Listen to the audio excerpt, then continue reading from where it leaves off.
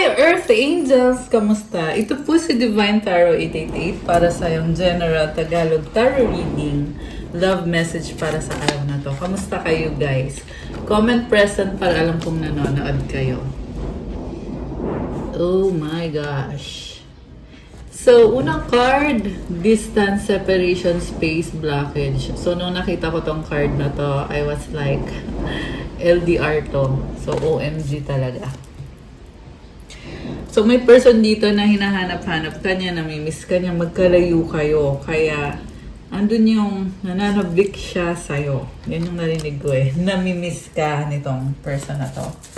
Pero, at the same time, nalilito din siya kasi may iba din siyang options. Hindi naman para ipilit niya yung sarili niya sa'yo kung ayaw mo sa kanya. Kaya, uncertain.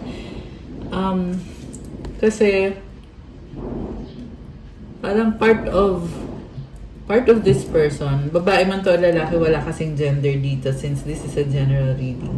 Partly, may pride siya. Ayaw niyang aminin na may nagawa siyang pagkakamali kung bakit magkalayo kayo, separate, or LDR kayo. So nga pala, hindi po ito sa lahat magre-resonate kasi napaka-specific ng message. Pero pag nag-resonate sa inyo, comment nyo para alam ko.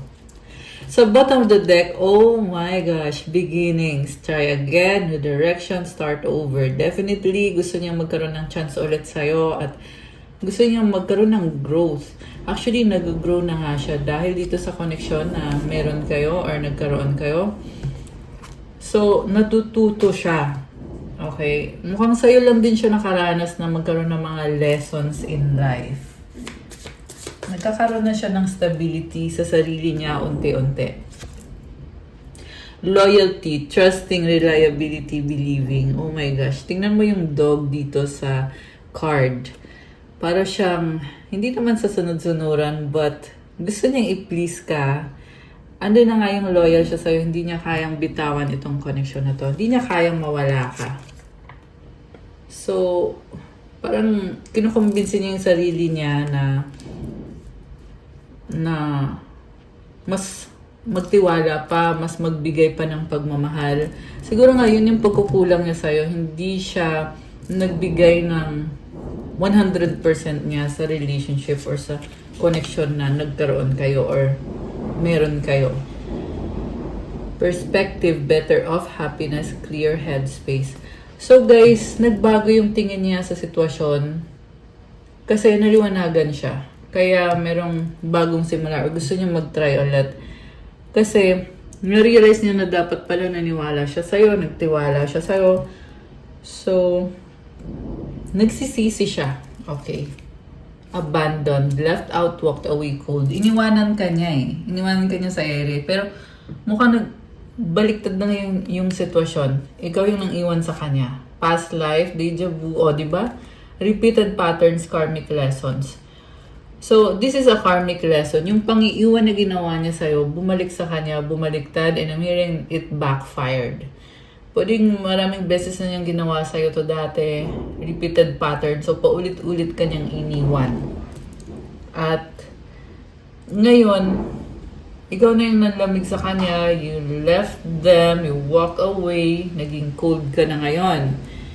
And karmic lesson kasi, kumbaga, hindi naman sa gumaganti ka, but si universe yung gumaganti para sa'yo. Yan yung narinig ko eh. Si universe yung gumaganti para sa'yo. Ibig sabihin, binibigyan ka ng hustisya. Okay. Breaking point, limit, final straw, overwhelmed. Grabe. So, alam mo, ikaw kasi yung nagbibigay ng hope sa kanya eh. So ngayon, magkalayo na kayo or separate na kayo, dumating na siya sa point na hindi na niya alam kung ano ngayon ang magiging inspiration niya. Kung ano ngayon ang magiging plano niya.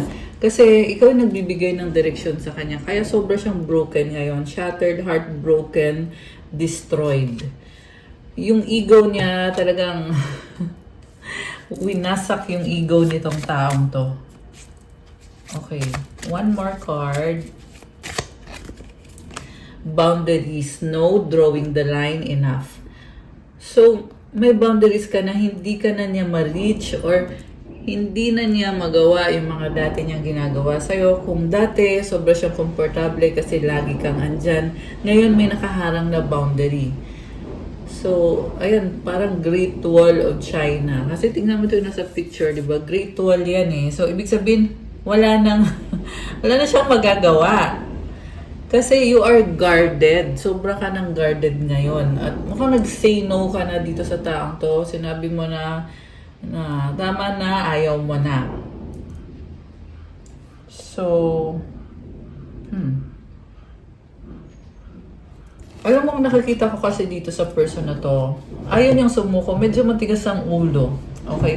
Pwedeng baliktad guys, roles can be reversed. Pwedeng ikaw yung matigas ang ulo at ayaw sumuko kahit andun na yung mga red flags at lahat. Merong someone dito na nasagap natin. Sobra ka ng broken, pero hindi ka pa rin sure kung iladat go mo ba, bibitawan mo ba o hindi, or magsistay ka ba. Intuition, heart song, telepathy, inner knowing.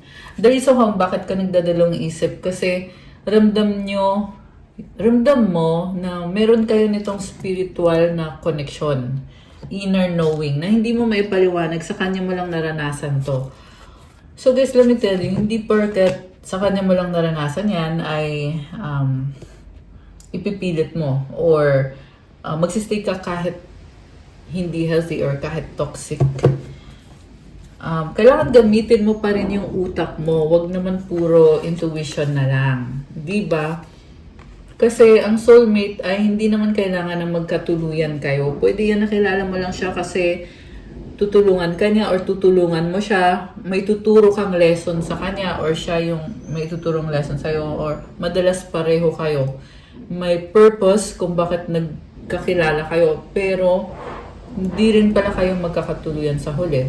Okay? Pero tingnan natin guys, so far yan kasi yung mga nasagap kong mga energies dito. Oh my gosh, sino to? Obsession, infatuation, adoration, addiction. Oh my gosh, elusive, dishonesty, deception, trickery.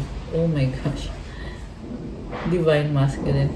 Alam mo itong si Divine Masculine, yes, minahal ka niya, na-obsess siya sa'yo. Pero, at the same time, natrap din siya sa isang sitwasyon na niloko ka niya eh. Pinalitan ka niya ng tao na you were broken. Meron siyang ipinalit sa'yo na kumbaga hindi naman pang long term. Yung parang laro lang or hindi seryoso. Chemistry, attraction, spark, passion. Okay, and dito si Divine Masculine, Young Masculine energy. So ngayon, I'm seeing this very fiery energy, very passionate. I feel like itong si Divine Masculine gustong mag-reach out sa'yo, gustong bumawi once and for all, gusto niya ipaglaban yung relationship nyo, or gusto niya mag-compromise kayo, mag-usap, kasi strong yung chemistry nyo sa isa't isa. And this very fiery energy, parang hindi niya mapigilan yung sarili niya. Okay, definitely gusto niyang i-pursue itong connection na to. Pero ang tanong, may pupuntahan ba? Or magkakatuluyan nga ba kayo? Yan kasi yung tanong eh, di ba? Tingnan natin guys ha. Pero ang nakikita ko kasi dito sa person na nasagap natin, nagkaroon man siya ng unhealthy na mga habits or sabihin natin, in short, na niloko ka man nga sa past. Pero nagkakaroon siya ng growth, natututo siya ng mga lesson niya. Okay?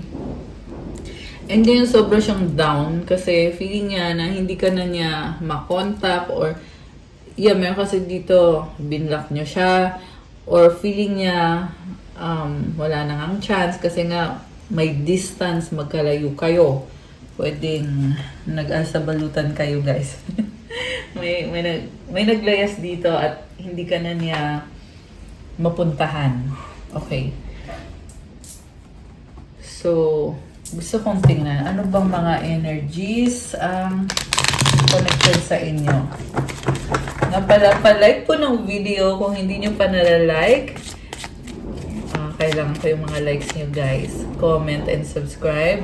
Let me know kung kilala nyo na ba ako or kung bago ba kayo sa channel na to para ma-acknowledge nyo na kailangan nyo ng gabay at masagap natin ang kwento ng buhay nyo sa mga tarot readings na ginagawa natin. Okay, ito. Oh! Grabe ah. Mahal kita, I love you. O, diba? Unang message pa lang, nagpapahiwatig na ng pagmamahal itong person na to. So, this is someone na very clear sa kanya na ito nga yung nararamdaman niya. The reason kung bakit siya na-obsess sa'yo, kasi nga, mahal ka nga niya. Sweet. Okay, gusto niya iparamdam sa'yo yung sweetness niya, yung pagiging gentle niya, and kind, and sweet, yung chemistry. Oh, wow. Faith, hope, and inspiration. Grabe. Very positive cards. So, may nag-iba. Nagsiselos or nai-insecure. So, marahil ay may iba ka na or may nababalitaan siya na nag-move on ka na. Kaya siya nakakaramdam ng pagsiselos. Or baka nga dahil malayo ka. Kaya alam niya na may iba ka pang options or baka may proof siya na may iba ka na. May bago ka na. So, pinagsisilosan niya yon. Pero, nakafocus kasi siya sa emosyon niya eh. Which is, yun yung nararamdaman niya na mahal ka niya at ikaw yung inspiration niya. Ikaw yung nagbibigay ng pag-asa sa kanya. Oh, 11:41 and 11:44 on the screen. Grabe ah. So, napatingin ako sa numbers na yun. Oh my gosh. Cheating, third party. Nanghihinayang too late. Alam mo yung nakita ko dito is ikaw yung iniisip niya na ikaw yung merong third party or ikaw yung may bago na. Kaya siya nanghihinayang, huli na ang lahat kasi may bago ka na. Pero tingin niya, cheating yun. Kahit sabihin na natin, matagal na kayong hindi nag-uusap, pero tingin kasi niya, ito nga nagsiselos na insecure. Grabe. Okay. But this is also the same person na niloko ka niya. Kaya nga, alam mo yung thinkers are doers. Kaya siya nagsiselos na may bago ka na kasi ginawa niya yun sa'yo. Niloko ka niya, nagkaroon siya ng iba maliban sa'yo. So, posible din kasi na wala ka naman talagang ibang ka-date or wala kang ibang ina-entertain na option. Pero, yun yung iniisip niya. Kasi nga, guilty siya kasi yun yung gawain niya. Ayan. Hindi naman yun sa lahat magre-resonate. Pero yun yung nakita ko dito, guys. Let me know kung kilala nyo ba yun or baka kayo yun. Ayan. So, secret feelings. Love you so much. Oh my gosh! May pa-secret! Okay. Oh, alam mo yung nakita ko dito, secretly kinikilig siya at namimiss ka nga niya, mahal ka niya, sobra ka niyang mahal. Pero hindi niya aaminin or hindi niya sinasabi. Pwede nga to, nagiging masungit siya sa'yo, pero sa loob-loob niya ay ito nga, secretly mahal ka niya. So, nag-flip itong isang thought na laglag, angry, naiinis, ego. Alam mo, nakita ko sa person na to, sobra siyang nangihinayang. Bakit hindi niya pinaramdam sa'yo yung totoong pagmamahal niya? Kasi na-realize niya ngayon eh, minahal mo siya. Ikaw yung nagpakita sa kanya ng totoong klase ng relationship or na pagmamahal.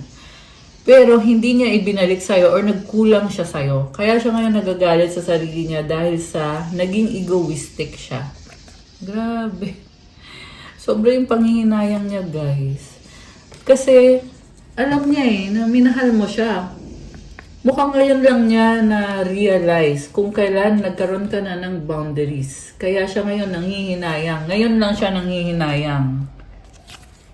Misunderstanding, nagtatampo. Okay, ano naman to ngayon?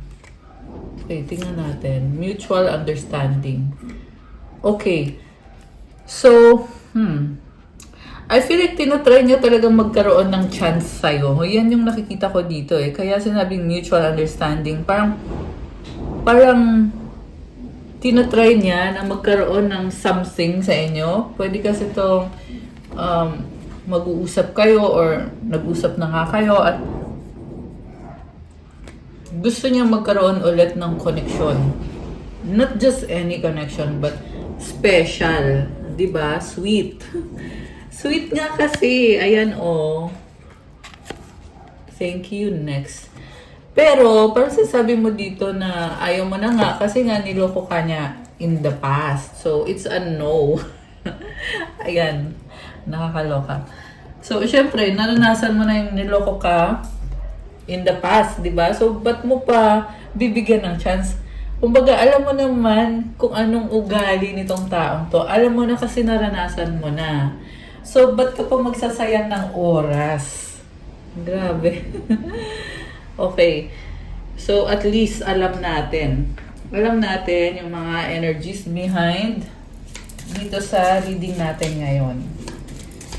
Okay.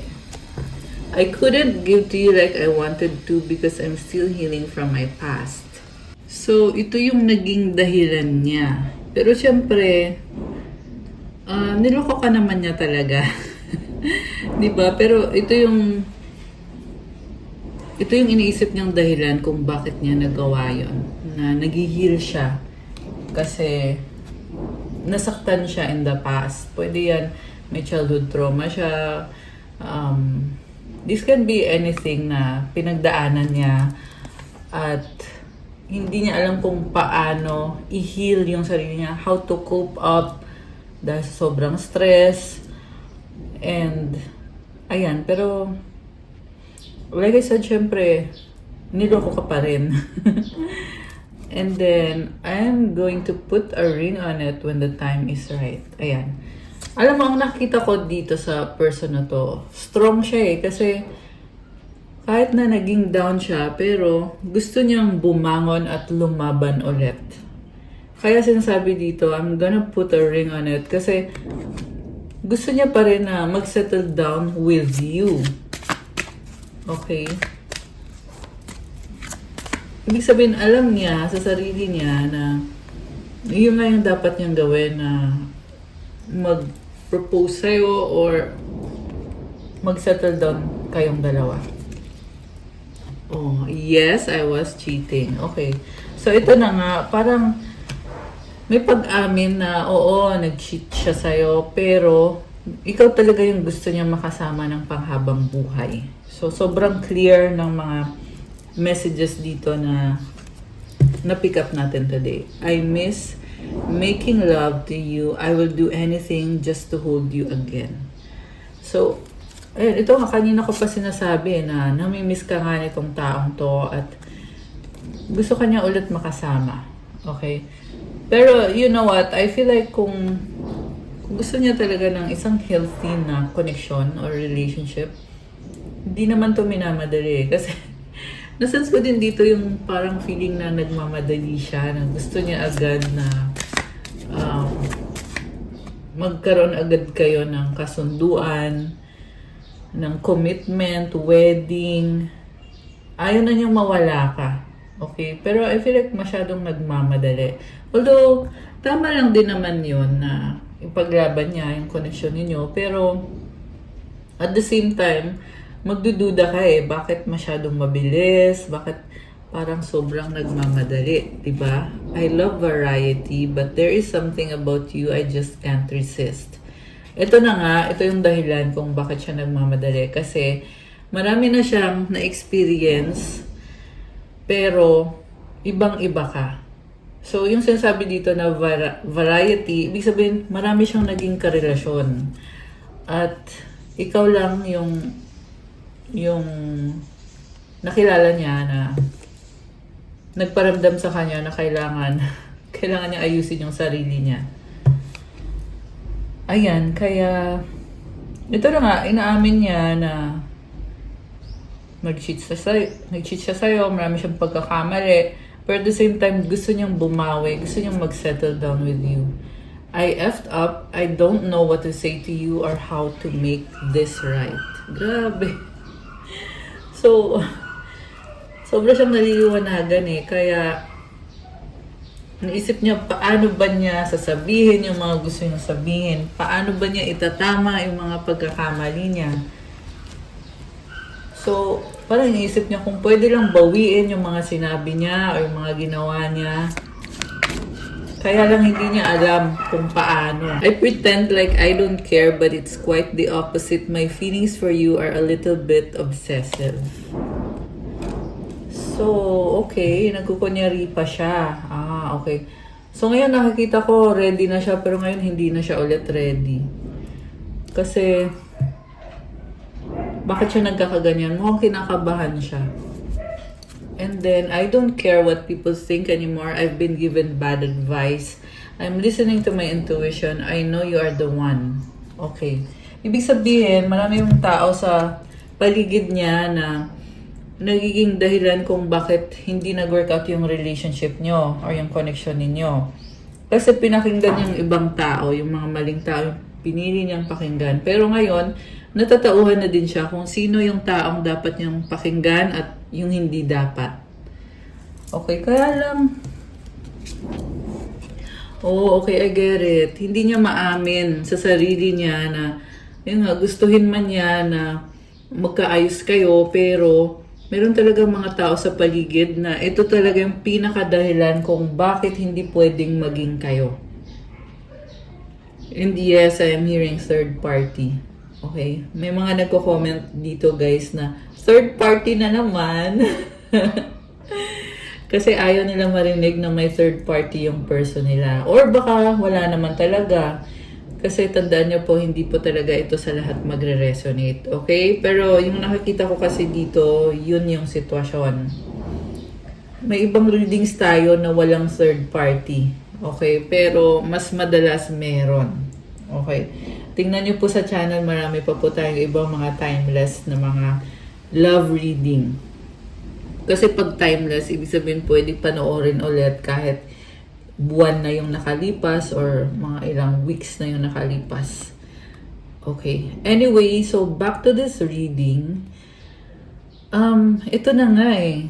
Na-obsess siya sa'yo. Kunyari wala siyang pakialam kasi may mga tao sa paligid niya na pilit kinukuha yung atensyon niya.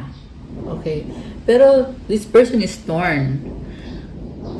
Whether papakinggan ba niya yung mga taong yun or ipaglalaban niya yung connection ninyo kasi sobra ka na niyang namimiss. Pero ang nakita ko ngayon dito is on the verge na siya of reaching out to you, pero at the last minute may pumipigil sa kanya at yan yung other person. So, yung other person, like I said, third party, di ba? Pwede yung ex niya or current na karelasyon niya. Maliban doon, yung iba sa inyo, meron ding mga kaibigan itong person ninyo na parang may mga sinasabing hindi maganda tungkol sa'yo. Okay, kahit na wala naman talaga siyang iba, pero may mga tao sa paligid niya, pwede din namang pamilya niya na pinipigilan siya sa relasyon ninyo or sa connection ninyo. Twin flames! Oh my gosh. Ayan. So, hindi to lahat magre-resonate sa twin flames kasi napaka-specific po niyan. Very rare din ang twin flames. I'm not happy in my current situation. I'm miserable without you. Okay. I didn't feel like I was on your level. You're a boss. I'm very insecure. Grabe. So, ito, again, may pag-amin dito na may ibang sitwasyon siya at hindi siya masaya sa ibang sitwasyon niya. In fact, nagsastruggle siya kasi hindi kayo magkasama or hindi kayo okay. So, isa pa, feeling din kasi niya masyado kang mataas compare sa kanya, kaya na-insecure siya. Grabe. So, para magsisettle na lang siya dun sa other person kasi total, masyado ka namang mataas para sa akin. Dito na lang ako sa isang to na hindi masyadong mataas. Something like that, guys. Okay.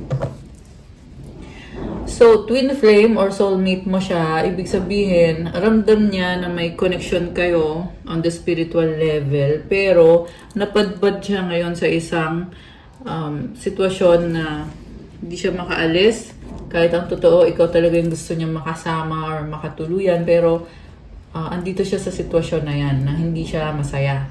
I ghosted you because it was getting too intense. I don't let people in my life easily because I have trust issues. Okay. So, grabe.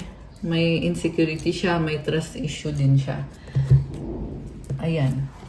Mga pagkakamali. I keep looking at your pics and not to mention the videos we made. OMG, I will never delete them. So, marami siyang pictures at mga videos ninyo.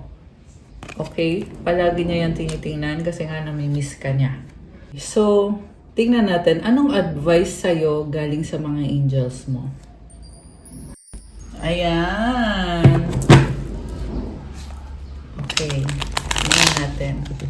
Ano ba mga mensahe ang kailangan mong marinig ngayon? Okay. To inspire you. And, ayan, 717. Oh. So, baka ang birthday mo ay 7 or 17 or 8. Although this can be any naman.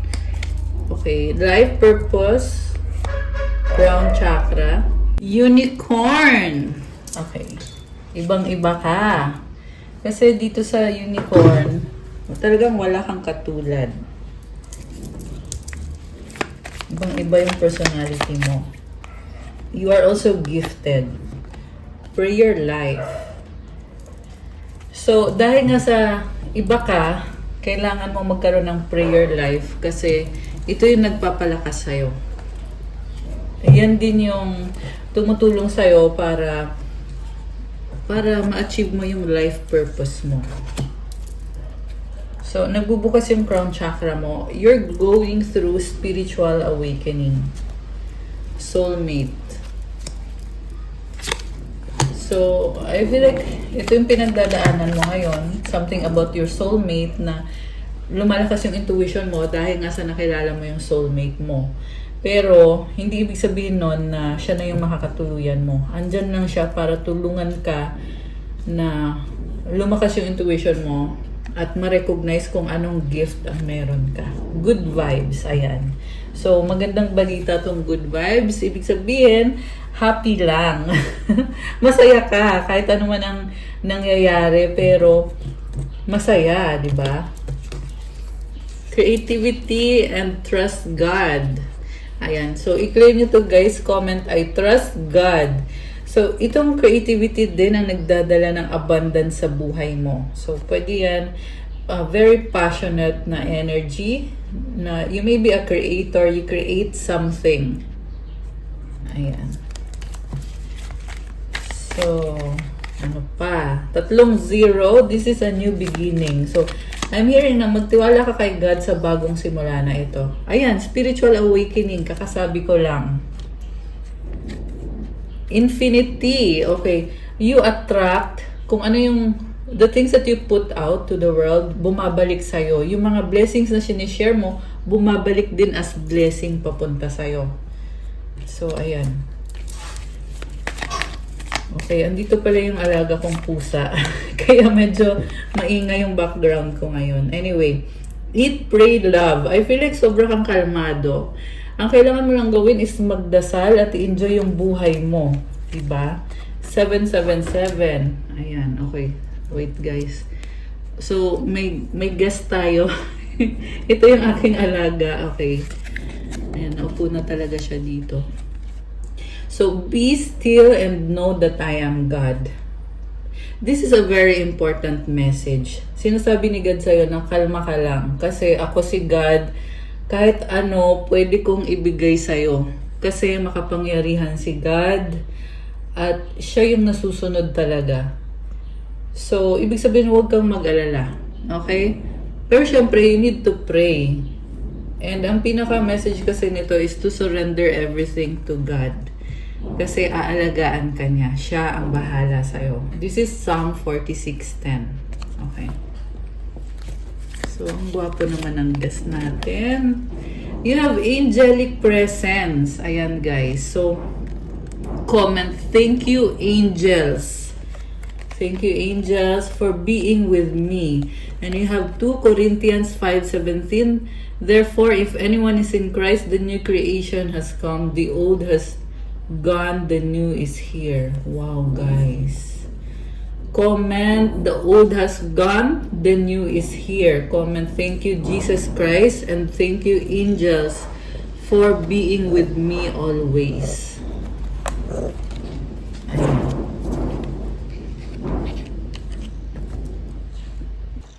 So, ano naman ang mensahe or yung advice na kailangan mong marinig ngayon? Sanctuary. A sanctuary resides in you no matter what is happening. This inner temple beckons you to enter. Take a deep breath, enter, and sit down on the throne of your own heart. So guys, kahit anong mangyari, kalmado ka. You have this beautiful energy within you na kaya mong i-let go yung mga bagay na hindi naman nakakatulong sa'yo. So, I feel like kailangan mo din mag-meditate. Kasi sa meditation, nagkakaroon ka ng healing na hindi mo yan maipapaliwanag scientifically. Pero itong healing na to, nagdadala ng blessings, nagbubukas ng mga pintuan para sa'yo. Okay. One more. Direction. Lord, please show me the right action right now. Please bring a sign and a miracle that gives clear direction. May I hear the promptings of my own body, and if for some reason I'm about to head the wrong way, please stop me. So, kay God ka manghingi ng tamang direksyon kasi sa ngayon, naguguluhan ka, pero pag bumalik ka kay God, maliliwanagan ka at siya yung magsasabi sa'yo kung nasa tamang landas ka ba o hindi. I love it, guys, kasi itong direction ng card, it means na talagang andun yung connection mo kay God. Kasi ginaguide ka kung ano bang dapat mong gawin and kung anong susunod na gagawin mo. So, ayan, magpatuloy ka lang, keep going. You have a sanctuary within you. Ayan. So that's all for our love message. Thank you for watching. Please like, comment, subscribe, hit the notification bell. Kung kailangan nyo ng gabay, kung nag-resonate kayo at kailangan nyo ng one-on-one session, pwede kayong magpa-private reading. Message nyo ako sa Viber or sa WhatsApp. I-click nyo yung description box at dyan yung makikita yung Viber ko tsaka WhatsApp. Thank you so much again, Earth Angels and Divine Beauties. I love you guys. And yeah, mag-comment kayo kasi binabasa ko lahat ng comments. Although hindi ko kayang replyan lahat kasi sobrang busy din po. Pero sobrang kong na-appreciate yan. And like I said nitong nakaraan na magla-live ako one of these days at magsasagot tayo ng mga comments. I love you guys. See you again soon. Have a good day. God bless you all. Stay safe. Bye!